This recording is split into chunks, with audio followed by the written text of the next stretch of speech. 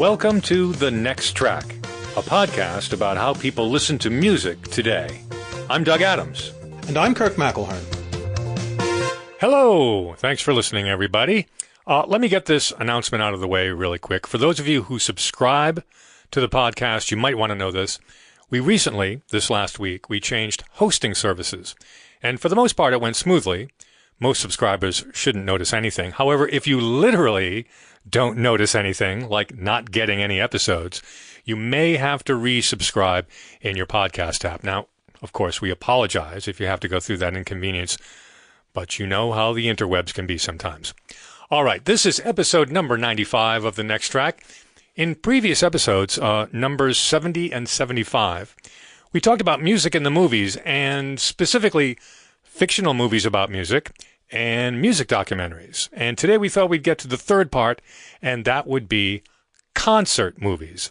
I like concert movies. Even a bad one can be worthwhile. I'll tell you, when I was younger, the place where my friends and I saw many of the films that we'll probably talk about was the Palace Concert Theater in downtown Providence, Rhode Island.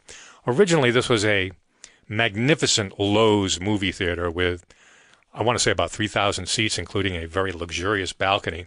You know, big, elegant lobby and chandeliers and stuff. But by the time it was the Palace Theater in the 70s, it was pretty run down. But it was still used and being run by a local rock promoter. And when they weren't hosting rock concerts at the Palace, and I saw a lot of shows there like Lou Reed and Savoy Brown and stuff like that, when they weren't having the rock shows, they had these 99-cent movie nights where they showed, well, I guess you'd call it midnight movie fare, but these would be showings, 2 a night, usually Thursday, Friday, and Saturday, 2 shows at 7 and 10. Now, they had this huge sound system, as you can imagine. You know, these stacks of big old black speaker cabinet monstrosities on either side of the stage. You know, these big black plywood homemade-looking enclosures just stacked up really tall. And on movie nights, they'd lower a screen, and a couple of hundred people would come in and pay their 99 cents and watch some movies.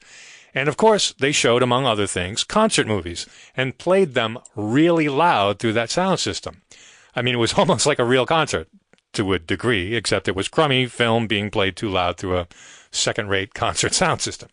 I first saw Yes songs there. I saw the Grateful Dead movie, and some of the other movies that we'll mention. But the thing is, we didn't always see legitimate concert films. Sometimes the bill would have these, well, I don't know, they must have been pirated films or something like that. They looked like they had been really badly edited together with used footage ripped from other films. I don't know really what these montage movies were or where they came from. But what do you want for 99 cents? Now, the thing is, back then, sometimes the only way to see any live music on the cheap was through films. And we'd go watch this stuff, and quite a number of good ones, too. But this was one of the ways that we got our music fix. I don't have that memory at all. So for me, it was growing up in Queens, New York, and we would go to a movie theater in Forest Hills. Friday and Saturdays, they had midnight showings of movies. And sometimes it would be concert films. Sometimes it would be things like the Rocky Horror Picture Show, Night of the Living Dead, cult films. And sometimes they'd have like Reefer Madness followed by a concert film. They didn't often run for 3 hours. Sometimes they would have 2 short films. If you remember Yes songs, it's only about 70 minutes. So that's not really enough to get people to make that sort of trip at midnight. But something like Woodstock, I believe even the original version was nearly 3 hours long. So we would go for these midnight showings, and it was always a very, how should I say, electric atmosphere in the theater. And it was more of a party than anything else. But as you say, we didn't see, and I was in New York, and you could see live music in clubs and in venues like Madison Square Garden and the Palladium all the time. But you couldn't always get tickets for the shows you wanted. You couldn't always afford to keep going to all these concerts. Local bars that had music were just, they were dire. They really were. It was bad musicians. Unless they were your friends, then you'd go to support them. And, but they were bad musicians. You had lots of drunks. And this was the disco era. So a lot of clubs were moving into disco and didn't have live music that we talked about in a previous episode about disco. And it was a way to see your favorite bands that you didn't get to see often. I saw Yes more often on that movie screen than I did in person. I saw them twice live back in, I think, 78. So it was a way of discovering music you didn't know, of seeing bands you were familiar with, and it was a party. Right, absolutely. party. So let me start this conversation with what I think is a bad concert movie. Ladies and Gentlemen, the Rolling Stones. Have you ever seen it? Well, in doing research for this episode, I did watch a lot of stuff on YouTube, and I saw parts of it, and it looks like it could have been a good movie. It could have been. I remember it was the 72 tour that they filmed, actually 4 shows in Texas. And we didn't get a chance to see the Rolling Stones. No one, we were kids. So we were greatly anticipating the release of this movie, and it's awful.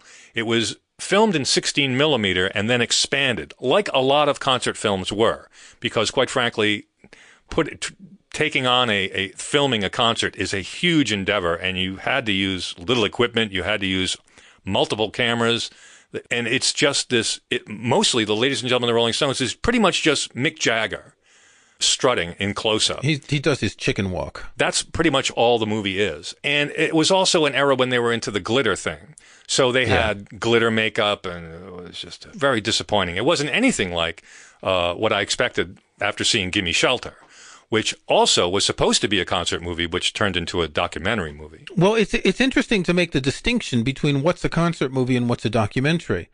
I think Woodstock is the best example, and it's probably the concert film. In the sense that it all started there. Even though it wasn't the first, it was the one that set the bar for concert films. And there were 2 things that stood it apart. It was a compilation album in many ways because it was different performers, and you get them with the festival films like the Monterey Pop, things like that. But it was also the documentary part because it was such an important cultural event. And you did have these concert films like that. And we're going to discuss that because to me, there are 3 types of concert films. There's the straight concert. I think Yes Songs is a good example of that.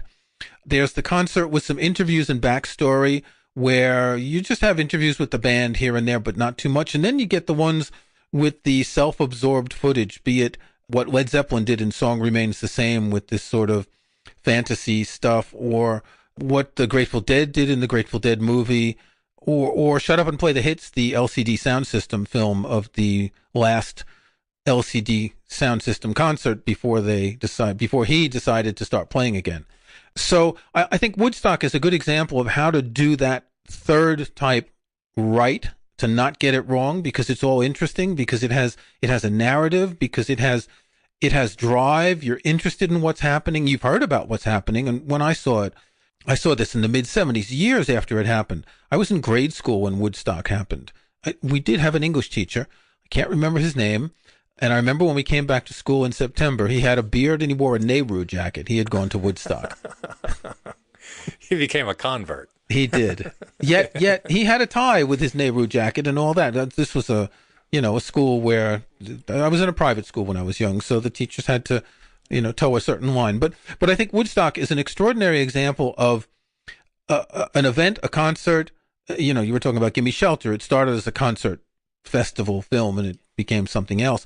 But the advantage that Woodstock has is it was so well filmed, which wasn't the case, as you were saying, of many other movies. It really is too bad that, if you're going to make a movie of a performance or about a concert performance, you've got to do a little bit better than just throwing half a dozen handheld film cameras around the stage, around the musicians.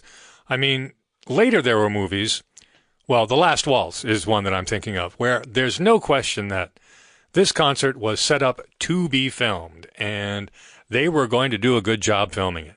This was going to be documented as an event, not so much like as it's happening documentary like Woodstock, but as a performance event. You can certainly see the difference between something like the formality of The Last Waltz and then something like Yes Songs.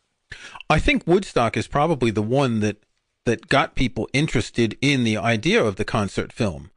The earlier ones, the Monterey Pop, Gimme Shelter, those probably didn't have as much mass appeal, but I think Woodstock got played in a lot of places, and it made people realize, well, hey, we can have music and get people in for the music. Of course, it was very innovative in the way it was shot. You had all those split screen shots. You had lots of cameras. I don't know how many. I think a couple dozen cameras. And you had so much to film that they edited 3 hours out of 100 hours of performance, or 60, 80 hours of performance. 3 days, yeah. Yeah. And in the recently released, I guess, director's cut updated with all the bonuses version, it's on multiple discs. They've added a whole lot more footage that was never in the film of bands who weren't in the film at all. Like there's a 40-minute performance by the Grateful Dead of their song Turn on the Love Light.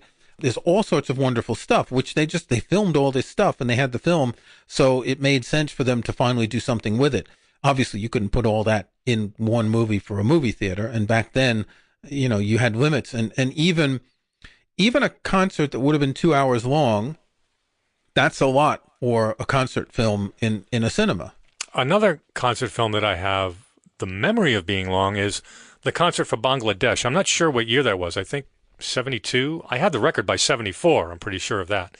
And the concert for Bangladesh was a charity concert put on by George Harrison at Madison Square Garden to raise money and awareness about the refugee problem in Bangladesh, which is the former East Pakistan. I was not, and am still not, particularly aware of the issues that were going on then at the time. I just wanted to see Leon Russell, who was part of this all-star band that George had put together. I was a big Leon fan, and at the time it was also pretty exciting to see a former Beatle perform live too. Now, I don't remember it being very popular, but George does a few Beatles songs and some of his solo stuff. Ravi Shankar opened the show. Leon had a featured section. Eric Clapton is in the band, along with Badfinger, members of Leon's touring band, Ringo Starr, Billy Preston, and of course Bob Dylan was coaxed into doing 5 Bob Dylan songs. Yeah, that was shot in 1972, but it's only 103 minutes. It does feel like it's longer. It was a triple album. It's 99 minutes long. That's actually short for a triple album if you figure 40 minutes per disc. I remember I had it at the time. It was an interesting concert, as you say, because of all the musicians. Funny that you mentioned Leon Russell, because I probably first discovered Leon Russell in that movie. And I remember later, wasn't he in that Mad Dogs and Englishmen film as well? Yeah, Mad Dogs and Englishmen was a movie and a soundtrack that it came before Bangladesh.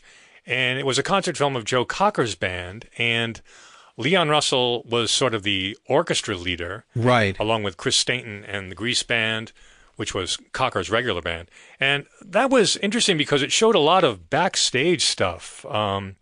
It comes across as like this touring musical commune. People in the band brought their families and a lot of kids running around. And as much as it rocks, it's pretty earthy. These shows didn't have sets and stages. They went from town to town, from theater to theater. They wheeled the gear in, plugged it in. There's wires everywhere. Lighting was not a big concern, whatever. And like Woodstock and another movie, Last Days of the Fillmore, or sometimes it's just known as the Fillmore, it's another concert movie / documentary, essentially about Bill Graham. They used the split screen to great advantage, which is interesting a couple of times. Anyway, yeah, Mad Dogs and Englishmen. I haven't seen the movie in a long time, but I do listen to the soundtrack from time to time. So another one that was pretty important, and I wouldn't really call this a concert film because it's a combination of concert and documentary, is Let It Be by the Beatles. It documents the final months of the Beatles working on their final album, but it ends with that wonderful rooftop concert, which is probably one of the more iconic images of the Beatles, isn't it? Oh, yeah, and so iconic, it's been satirized and parodied and copied. Didn't you two do a rooftop performance where they attempted to get the constabulary up there and cause a commotion? Yeah, they did one in Los Angeles. Yeah, but when the Beatles did that in London, it was off on a side street. I think you two did it on some big avenue, and the cops all came because they were really it was a big traffic problem. So that was released in May 1970. It was recorded the year before, and I guess they sort of held on to the film until after the buzz of the album had ended. That's probably true because it was hard to understand the history because I think the Beatles had already broken up when the movie came out. Yeah.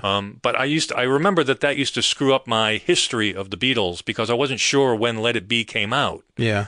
Because of that. So you mentioned The Last Waltz, and I think that's really interesting because it was made by a very good filmmaker, Martin Scorsese, and it kind of overlapped with the Venn diagram of the concert and the interviews and the self-absorbed footage. There were interviews about the history of the band that were maybe a bit too long, but they also gave you a bathroom break. And there were a couple of songs that were filmed on a sound stage. I think they were only at the end and the beginning and the end, weren't they? The sort of instrumental tracks that they did. But for the most part, this was the sort of now classic recipe of a concert film with all sorts of guests. And there were so many guests that the band only needed to play the half dozen songs that they were really known for, because they weren't known for that many hits. But they got all these other musicians, and one of the backstories is that Dylan refused to be filmed, and then they finally convinced him, and he did, 3 songs, and it was quite good. And you had everyone from Van Morrison to Neil Young, Eric Clapton. Who else was in that? Muddy Waters. Yeah. Joni Mitchell, Neil Diamond, Dr. John. Yeah. The thing I like about The Last Waltz is it looks really good on film, and that's because it was intended to be a filmed performance, unlike something like Yes Songs, where you just unload a film crew and shoot the show. This was done specifically for film, and it was good because they were able to make concessions for the film crew and the recording of it. Right, and that's a good point, because what Scorsese did is they planned the seating around the cameras, where the cameras were going to be, whereas most other concert films, they just stuck the cameras where they could fit them. Yeah. Regular listeners know I live just outside of Stratford-upon-Avon. The Royal Shakespeare Company has theaters here, and I regularly go when they film their productions, because they broadcast them live in cinema, and I've become friendly with the guy who produces the films, so he gives me tickets, and I get to sit down behind the cameras. So they've taken out most of the seats on the ground level, what they call the stalls, and they're only leaving enough seats so that they'll be in the line of sight for the cameras, right? So that it's a thrust stage, which means that the audience sits on 3 sides. And so they want the cameras to be able to see the audience behind them from the different angles, but they eliminate most of the other seats. And this is a lot of preparation. You've got cameras on dollies. You've got a camera on a boom. I mean, there's 3 cameras on dollies on the ground level. There's 1 camera on a boom. There's a fixed camera, and there's 1 or 2 up on the next level up. So if you put that in a concert hall, you're blocking a lot of people, and you can't really do it easily unless you've planned ahead. Now, The Last Waltz was at Winterland, which isn't a very large space, so they must have set up the kind of little towers that you see in outdoor concerts, kind of scaffolding that they set up. They probably did that just to get the cameras 8 or 10 feet off the floor, so no one would be in the way, and so they could get good angles. You know, we keep talking in terms of film and filming, but of course, film is rarely, if ever, used anymore. Videotape was starting to be used in the 70s, and then in the 80s, digital video. But movies like Woodstock were shot on film cameras, which... That you had to reload. Exactly. Very cumbersome. But with video, the cameras could be smaller, somewhat cheaper. Editing was a lot easier. So what started happening was bands and their record labels started producing videos themselves. And the concert movie kind of it started to disappear as more videos became available. And I don't think it was until the Talking Heads movie stopped making sense in the mid-'80s that the concert movie was rejuvenated. Yeah, I'm going to put a link in the show notes to a Rolling Stone article, Reader's Poll, the best concert movies of all times. And they put Stop Making Sense at number 3 with The Last Waltz at number 1, and The Song Remains the Same at number 2, which frankly, The Song Remains the Same is really not that good. But what I find surprising is the description of the film here, that it was directed by Jonathan Demme, and the article says that he and the Talking Heads refused to show the audience until the end of the film, which is true, linger on static shots to keep attention on David Byrne's physicality, which is true, eliminate all colored lights and make no attempt to obscure the work of stagehands. Well, no, that's the way the tour was conceived. That wasn't done for the film. This was a film of a tour. It wasn't a concert stage for the film. And it says, on top of all that, the set list is constructed so the band is slowly assembled piece by piece over the course of the first 6 songs. This was the concert. I saw them in the Forest Hills Tennis Stadium perform this. This was the tour that they did for months, and Demme filmed what they did. They really didn't make this for the film, but it turns out to be a very compelling way to present a concert on film as well as when you're there in person. Well, you know what's really interesting? After I saw Stop Making Sense, I saw the tour also, and of course I've seen the film. It reminded me of another film from 1970, a very short film called The Bolero. It was a concert by the LA Philharmonic conducted by Zubin Mehta, and the first part of the film is the orchestra and Mehta discussing, how they're going to perform it. But then there's the actual performance of the Bolero by Ravel, and as you may know, starts with 1 or 2 instruments, and then gradually more instruments are added. And it was a compelling film because the orchestra was essentially introduced as the piece progressed. And I often wonder if David Byrne had seen that film and got the idea of, introducing the members of the band one by one, slowly but surely, as the concert progressed. Just an idea. Yeah, there's a lot of close-ups. I watched it, of course, in preparation for this episode. There's a lot of close-ups of the musicians and even close-ups of the bows on the violins and the fingers on the clarinets and all that. It is a bit innovative in its own way, and it would have been interesting if the musicians actually walked on as each one was added to the thing.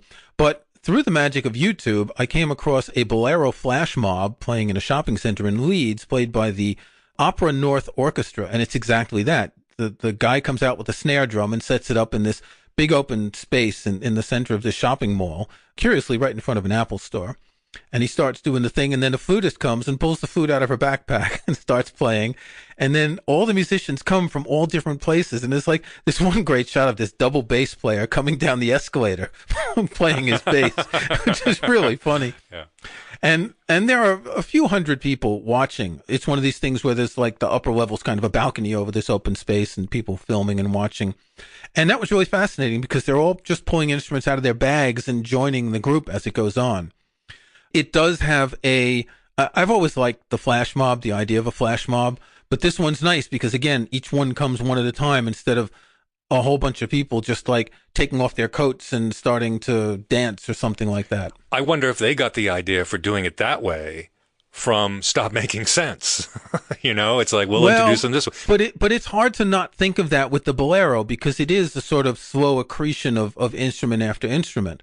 It really is the ideal piece of music for that.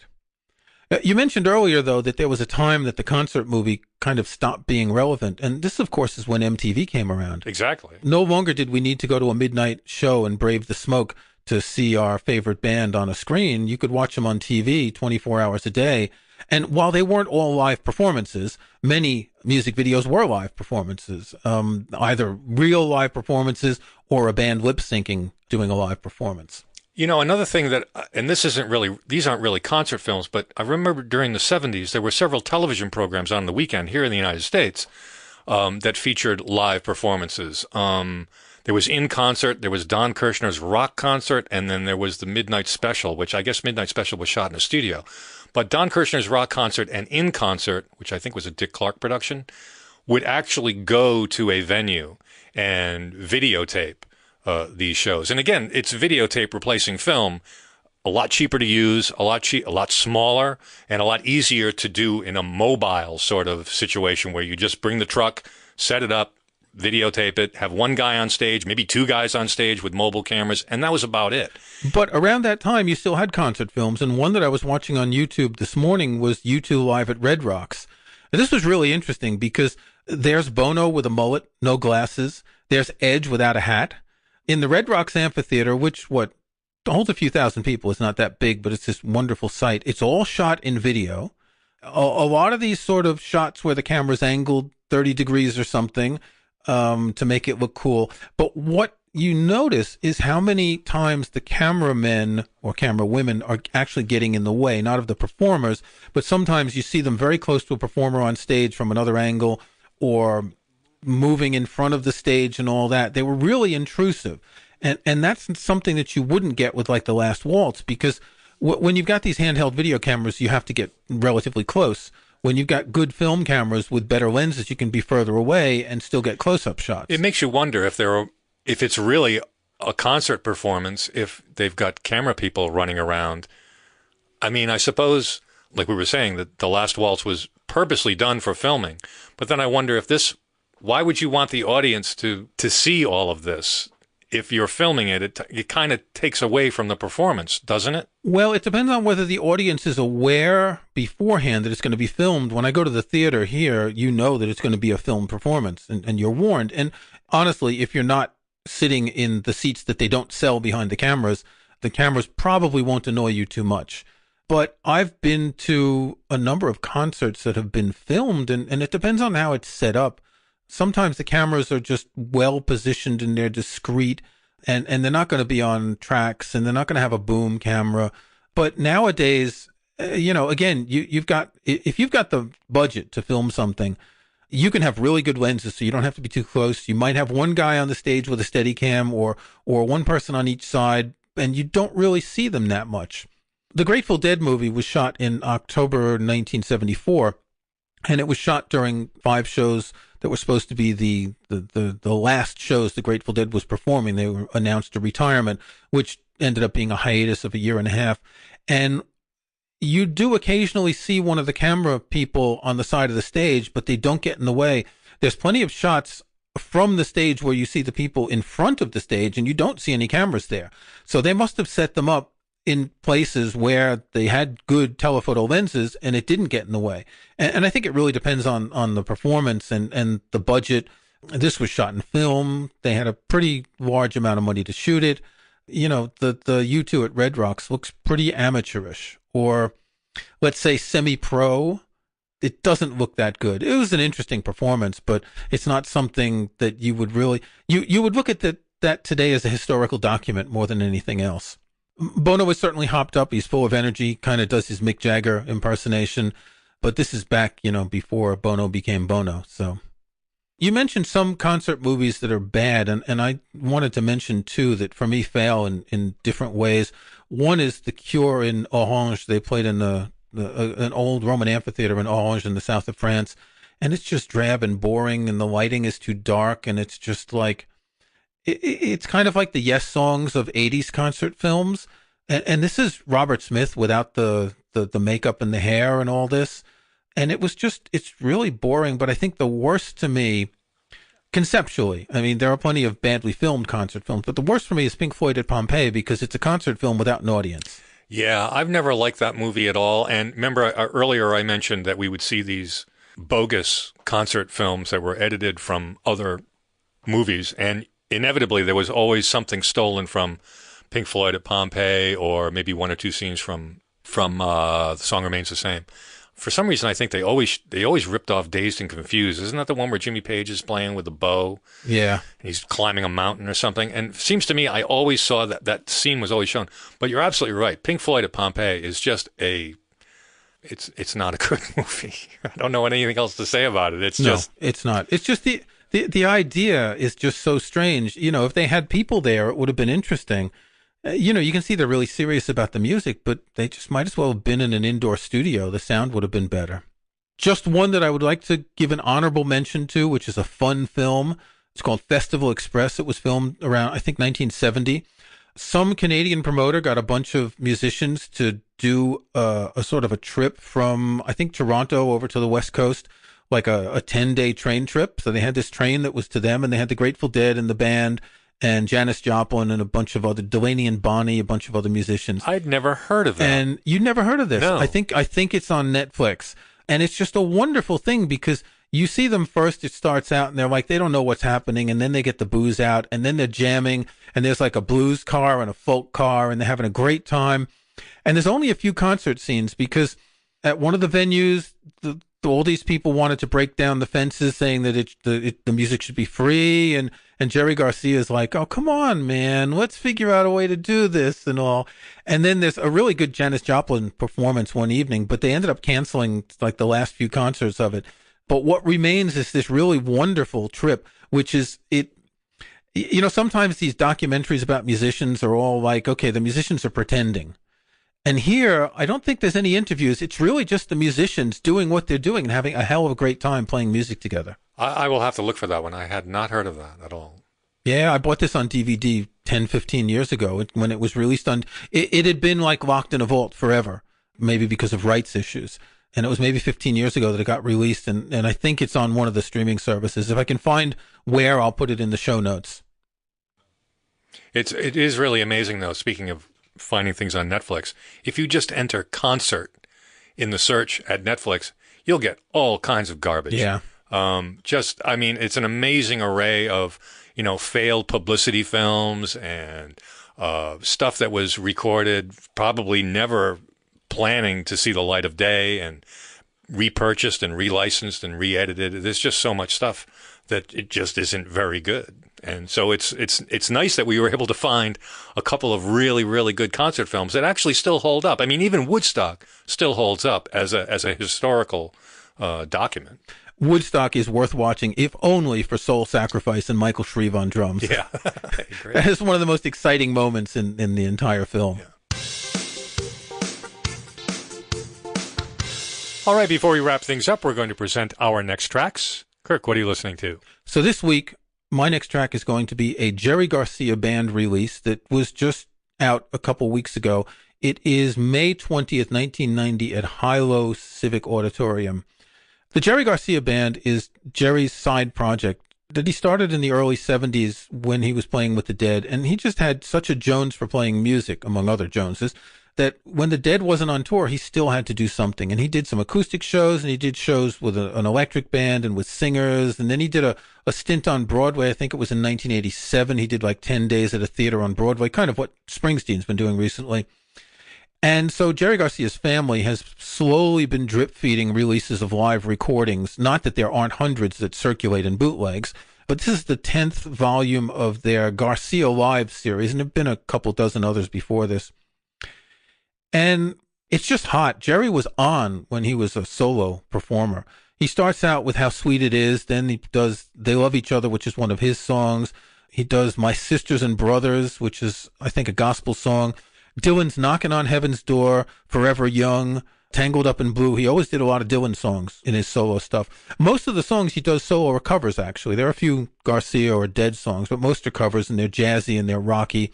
And it's just fun. And this is a 2-hour, 15-minute, 18-track album. It's wonderful. So if you like the Dead and you haven't listened to much of the Jerry Garcia Band, this is a great way to check them out. Doug, over to you.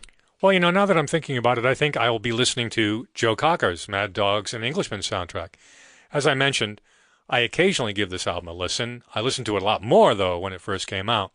Now, if all you know about Joe Cocker is You Are So Beautiful and any number of other square hits he had later, his first few albums were pretty rockin'. Mad Dogs and Englishmen is only his third major release, and of course it's live performances of some really great songs. He covers The Stones, Traffic, Ray Charles, Bob Dylan, Leonard Cohen in his inimitable vocal style. And the band is extraordinarily good. As we mentioned, it was mostly recruited by Leon Russell and included people he had worked with when he played with Delaney and Bonnie, and members of Cocker's regular band, particularly keyboardist Chris Stainton. A couple of songs from this album were hits themselves. The Letter, Cry Me a River, Delta Lady, Leon Russell's Superstar, debuted here, which was later a hit for the Carpenters. So the album is really chock full of good stuff, and certainly captures that just post-Woodstock era. Joe Cocker, Mad Dogs and Englishmen, is my next track. This has been The Next Track, a podcast about how people listen to music today. You can find show notes and links to some of the things we talked about in this and other episodes at thenexttrack.com. There's also a contact form there you can use to send us comments. If you like the show, we hope you'll subscribe in iTunes or your favorite podcast app. And please think about giving us a review or rating. We'd appreciate that. I'm Doug Adams, and for Kirk McElhearn, thanks for listening. We'll talk to you next time.